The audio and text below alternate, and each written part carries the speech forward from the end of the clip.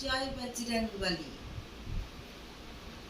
যারা গাড়ি চালান, ছোট হোক বড় হোক, যে কোনো ধরনের গাড়ি যারা চালান, তাদের বাড়ির লোকেরা খুব টেনশনে থাকে যতক্ষণ বাড়িতে না ফেরে।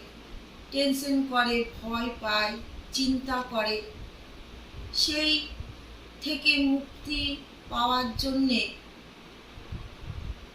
কি করবেন?